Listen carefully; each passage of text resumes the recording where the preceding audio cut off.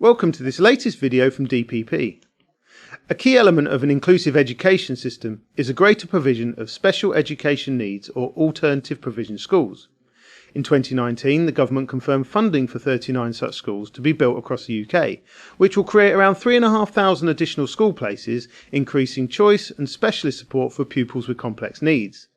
With ambitions for many of these schools to be open next year, education trusts and local authorities are engaging with sector experts to ensure they are delivered to schedule. Joining me is Michelle Davies, who is Head of Education at DPP and is involved in a number of SEN school developments around the country. Michelle, why are we seeing a flurry of new SEN schools being delivered? Well, like you say, Jamie, the government is committed to investment in new free schools, and similar to mainstream schools, the need for SEN is driven in a lot of parts of the country just by housing need and housing growth. But of course, there's also the recognition now that children with special educational needs benefit from bespoke facilities and specialist facilities.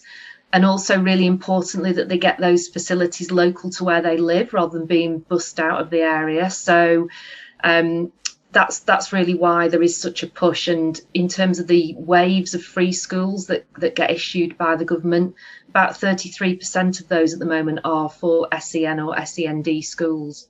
So DPP has come quite heavily involved in development of SEN schools. Has this latest wave really increased your pipeline? Yeah, definitely. So before 2017, I think we'd only ever done one special educational needs school, which was the Vanguard School in London. And since then, we've got 3 consents. And at the moment, we've got 7 schemes that are either in planning at the moment or will be in planning before the end of Q2 this year. And those 7 are quite a significant percentage of our work stream on schools at the moment. So they're obviously part of these 39 schools which are being built all over the country. So is that reflected, that geographic spread reflected in your pipeline of work as well? Yeah, we have got schools everywhere. So one of our first consents this year was the Discovery Academy up in Middlesbrough, which is for children with very severe learning difficulties and physical needs as well. We've got the flagship school down on the south coast in Hastings, which is for high functioning autism children. That's in planning at the moment. We've had a school in Walsall, which was an alternative provision school, and we've got current applications in at the moment. We have a school called Elm Tree School in Sandwell, another school in Oxfordshire. So yeah, literally all over the country. Give us an idea of what these type of schools cater for and the sort of design of them and how that is specialist for the type of education they provide. Yeah, so I think I just mentioned high functioning autism. I mean, a lot of these schools, they cater for a myriad of specialist needs, but a lot of the schools offer pupils who are on what is called the autism spectrum disorder. But even within that group, there are very different subsets. So as I said, there's high functioning autism. There are increased requirements for pupils who've got general speech, language and communication needs. And then also a lot of requirement now for pupils with what we call social, emotional and mental health needs. And there can be an overlap in some cases with these children where they have been excluded for a variety of reasons from mainstream education.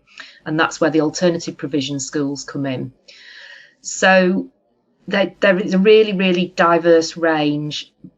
The schools tend to be a lot smaller than mainstream schools. So most of our schemes cater for between 70 and 120 pupils. And a lot of those schools take pupils right the way through from age 4 to 16. And design's really important because it's not just about the academic curriculum for these children. So, for example, some of them build social skills into their curriculum, which means the dining area is important and they're teaching children how to interact. There are challenging behaviours from some children, so that needs to be built into the fabric of the building, safe materials that can withstand damage. And of course, health and safety, both inside and outside, is a massive part of the design of these buildings. So obviously we talked, before we come on to the planning aspects of it, I talked about when we started about the need to get these schools built and ready to go. From your experience with other parts of education as well, there's going to be some construction methods that will suit these schools as well, I would have thought. Yeah, I mean, similar to mainstream schools, and as I've spoken about before, modular construction is a key part in driving forward this programme of delivering a lot of these schools, as you say, by next year. So nearly all the schools I've referenced today are being built using off-site methods of construction because it's so much quicker.